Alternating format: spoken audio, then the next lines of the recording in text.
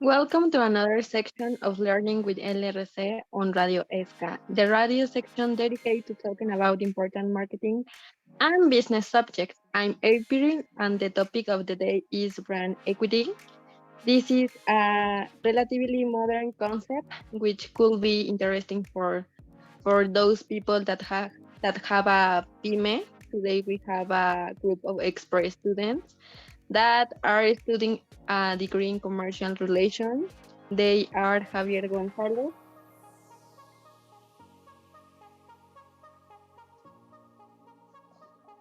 and Enrique Sanchez, and finally Jennifer Torres.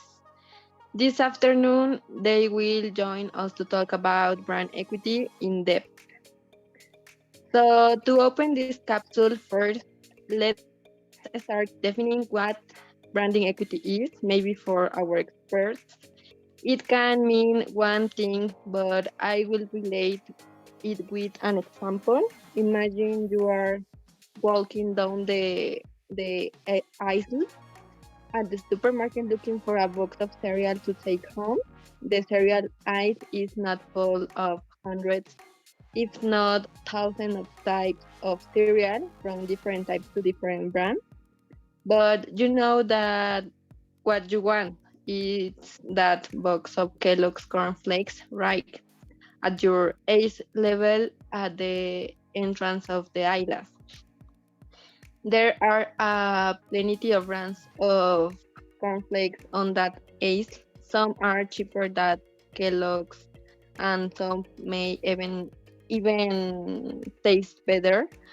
Others may be healthier and free of preservatives and unhealthy additives. But you like Kellogg's cornflakes. The box with I don't know, the big roaster on the front, that the cereal you always get. The only thing you eating since you were a kid, they're just another cereal you'd want. So for me, that's a brand equity. Your example is right, April. Brand equity is a value that the consumer gives to a product or service. It is therefore not an economic value, but a perspective one. Although logically one thing conditions the other. To understand its nature, we can say that this perceptive value is generated from the opinions, emotions, and experiences that the different publics of interest feel as a result of the interactions they have with all the forms of manifestation of a company, as well as the relationships they end up building. I agree brand equity generates values if it's positive. Side per side value generates better economic results and boosts the business. He understands brand equity or brand capital as the sum of the tangible and intangible attributes that are associated with a brand and that make it preferred and superior enough to ask for a higher price. All the things my partner said were right. Organizations establish brand equity by creating positive experiences that entice consumers to continue purchasing from them over competitors who make similar products. This is done by generating awareness through campaigns that speak to target consumer values, delivering on promises and qualifications when consumers use the product, loyalty, and retention efforts. Good comments. I'm sure that the people who listen to you are beginning to understand the subject better. I appreciate their contribution. It's true that brand value is one of the main brand image builders. They give value and create loyalty in our consumers. But what do you think will be the main goal? Great question. For me, the main goal that is pursued when doing brand equity is to build consumer loyalty, make more people know and buy our products and service, but not only for the price, also because they are convinced that our brand is the best option, that we give them an intangible value that connect with their emotions and make buying our products a unique experience. I find my colleague's perception interesting. I believe that a fundamental goal is also to increase to profitability, of the company. This through sales and the good reputation that we create in the market. I agree with you, but I think we should not forget that in order to maintain good profitability in the company, we must achieve a repurchase. And for me, this is a very important goal of brand equity, which, in addition to creating value and profitability for our brand, we seek to increase sales through repurchases and make consumers stay with our brand for the long term, increasing the rate of frequent customers. Wow, it's amazing how many things can be achieved with brand equity. That's why I'd like to move on the next section.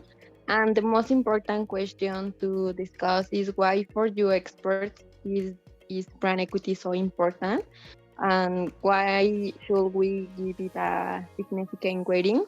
For example, a few days ago in our issue of Magazine 21, I wrote an article about the importance of when you have a strong brand, you will be building customer recognition, brand consistency across all customers' communications helps. The more often a customer sees your company logo, color, taglines, and expressions, that the more familiar they will become. Without recognition, there wouldn't not be as many sales. Some of the world's most instantly recognized brands include Coca-Cola, Nike, Bimbo, Apple. Their slogans and taglines, the look of their products, their logos, and their brand messaging all work together to create the brand image. Yeah, just as you say, the importance of brand equity is because of the nature, quantity, and variety of the concept is included. The impacts and consequence in the operation and in the capacity to generate and convert business, the advantage of having a strong and powerful brand equity can be very significant for the growth, profitability, and value for the organization. In addition to the enormous strategic importance and competitive advantage it represents, if we look at the aspects of which it's composed, we will see that it summarizes the brand's capacity to attract and generate more demand via current users, new users, greater frequency, new opportunities, new markets, and the higher price. That's why it's so appreciated and valued by CEOs, investors, and knowledgeable financiers. And it's an essential element in the economic and financial valuation exercise of a brand. The question you raise is very interesting. For me, it is important to give a significant weight to the value of their brand because I consider that the most powerful value that a company has is not its product or its service, but the brand. This is a powerful value, and that over the years has managed to create a very notorious distinction in the market. For example, let's talk about Apple. You could obtain the secrets of their phones and create them in a new company. These would be identical phones of the same quality, but they wouldn't be successful in the market because today what they sell is not their iPhone or their iPad, but what Apple sells is the brand because the brand is a guarantee of quality, and for me that is the most important part for a company. A fun fact is that it was the first economic concept that explained back in the 1980s the capacity of brand to generate business as an asset. Like my partner said, its proper management is a competitive weapon of the first order against other brands because of its ability to demonstrate the power of a brand over others. It is therefore a key tool for brand management, which is why it is increasingly present in companies' long-term marketing and business strategies. Since you are the expert and I have England bot and me the listening audience, I know that for everyone there are different steps to building brand equity.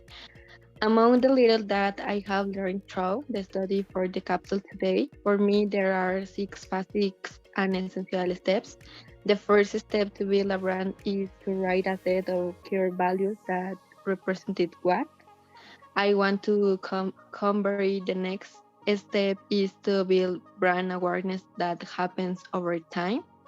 The third point I will take into account will be the perception of the brand through first impressions and reactions. The next point that I will say is the most important is to build customer loyalty. Sometimes we forget that a sales doesn't mean loyalty. It means that they are giving a chance to your product, but not to the brand. A loyal customer is the one who will choose use in merchandising. The penultimate point, but not less important, will be the customer experience. Give our customer the feel of I heard you, I understood you, and heard you heard you have it, always taking into consideration but the good and negative. And the last one I will take for the creation of brand value will finally be the concentration of our active customers in the new digital area, having traffic on each of the platforms on which we are present. But I would like to hear you. For you, are important in the same way these steps for building brand equity, or what would you change within the same process that I told you? Well, the customer-based brand equity model is widely known. It's logical and provides a step-by-step methodical approach to building your brand equity.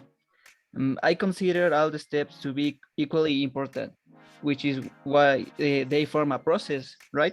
There is one step in particular that I really like. Deepening the connection with the customer from a social and psychological point of view, show a strategic target and marketing, it's not easy. I think that's where the magic happens, if you know what I mean. I think your assessment of how to create brand equity is very accurate. I would like to give you a tip to complete your knowledge. My first piece of advice would be to communicate the meaning of the brand and what it stands for. For this, it is recommended to consider our products. Good point of view. I have another tip that complements the first and is to generate greater brand awareness. We must ensure that our customers are completely contrasted with our brand and our identity, that they know our product and always buy or look for them. We, as a marketing expert, as graduate in commercial relations, we all know it can take a long time, a lot of money, and some very hard work to create a meaningful and memorable brand. I think that consumers will pass over the other option, and of time pay more for will know brand because the brand has a reputation for quality, consistency, and trust.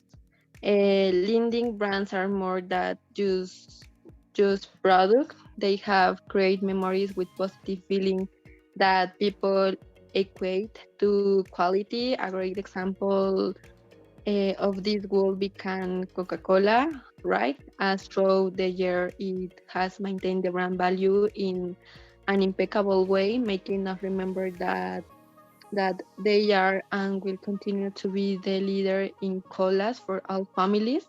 So I would like to know how you come to identify how they measure this brand equity through quantitative methods or qualitative methods or through what?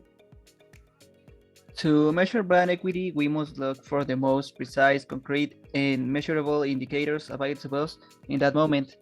In any case, it will be important identify the specific indicators. I'm talking about KPIs to be appealed in each case to each of the brand equity components and have them correctly measured and available. Homogenize the indicators so that they are comparable and aggregable if necessary, even by means of an index system.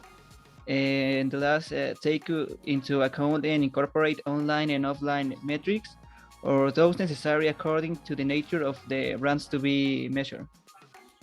Well, besides measuring brand equity, most of the people don't know what they have to measure. One of those things is awareness, because it's linked to the power that the brand has with the public. Here we must measure the number of views, likes, comments, shares, and all kinds of interaction we have on our website and our social media. These factors help us to know if the brand is being effectively received by the customers in a good way and if it's generating leads. Another factor is the desirability. As its name indicates, this will help us to determine if the brand is being desired by the public. To measure this, the positive reputation on social networks is evaluated, aims to assess whether it is actually being desirable on the basis of mentions, comments, or opinions. The point is that the analysis focuses on the generated opinions and reactions and not on the number of interactions. Good. To complement, I think that these factors can also be considered. The first is proximity. In this factor, we will determine the proximity of the public to the brand. If the company is attractive to its target audience and if it is encourage users to share it with their own contacts. The second is the frequency with which the publications are shared, the level of interest of the users, how often a conversation is created with central access in the brand, etc. Is analyzed, it is point where it is determined that the engagement is optimal or not. The last thing I will consider is relevance. With this, it is possible to measure what level of value the brand has and if it is considered with what has been shown to the public through digital channels until now. It is necessary to measure in this step if the values of the brand are being reflected in the general opinions of the users. Green brand equity, we must take into account the customer opinion about the quality of our products or service depending on the line of business, right? That's why we must always create tactics based on our main strategies that help to increase brand equity through greater customer loyalty and satisfaction. However, I would like to go deeper into the Acre model as this is the strongest weapon for brand equity. There are different theories about how marketers can identify, measure, and strengthen a company's brand, including the Acre brand equity model. This model includes several elements that a company can use to determine the brand identify, which can help a company build and maintain its brand equity. So I would like to talk about these elements. Okay, first, these components of the Acre model had to influence the customer's choice.